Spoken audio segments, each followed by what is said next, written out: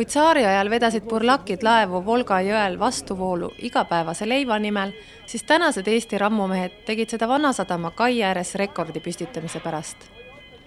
22 000 tonni 212 meetri pikkust laevakeret liikus Eesti professionaalsete jõumeeste ühispingutusena 10 meetrit läbi vee.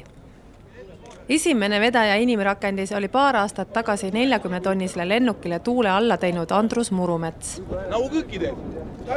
No siin lihtsalt on lennukit, siis ma tõmbasin nagu üksinda, et siis ma tean, palju ma tõmban, aga siin on nagu mitukümmend meest ja 20 meest olime kokku ja lihtsalt see raskust ei ole nagu teada, keegi pole enne midagi sellist teinud, veri veel jookseb.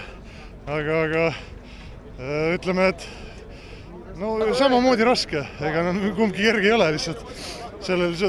Tollel juhul oli 36 tonni näkku, et nüüd tuleb nagu siin tonne tunduvalt rohkem, aga lihtsalt see on vee peal ja teistmoodi, aga efekt on nagu väga võimase. Kuigi eelmist maailmarekordit ületati kaaluliselt 2-kordselt, ei pääse tulemus kahjuks distantsi lühiduse tõttu Guinessi rekordite raamatusse. No seda küll, et see nii palju nagu olen ära nüüd teinud ja nüüd ei saa nagu, aga seal on nagu omad tingimused, et siis 100 meetrit pidi tõmbama ja Tallinna laes, mis meil võib-olla ei ole siin 100 meetrit võimalik tõmmata ja kui see rivi oleks siis olnud, ma ei tea, 5 korda pikem, siis meil on lihtsalt siin on elektrijaam on ees, siis ei ole kuskil minna.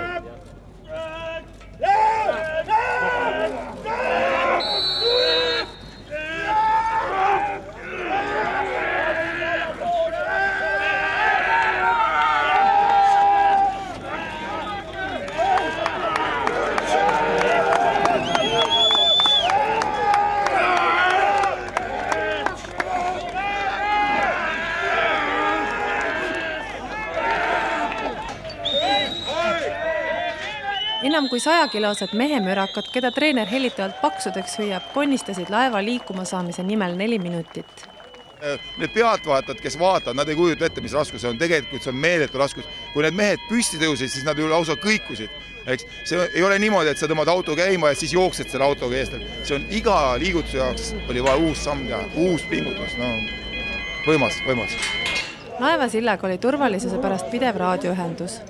Navigatsiooniinstrumendid andsid ka täpseid andmeid tuule kohta, mis rekordi püstitamisel võinuks tõsiseks takistuseks saada. Seda, et nad tõmbasid praegusel hetkel 21 746 tonni 2 minutiga.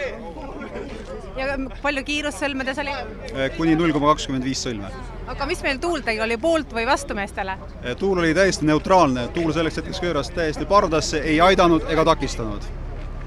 Olete tulemusega rahul? Jaa. Rammumeeste jõudemonstratsioon toimus Euroopa merepäeva raames ja seda korraldas Tallink.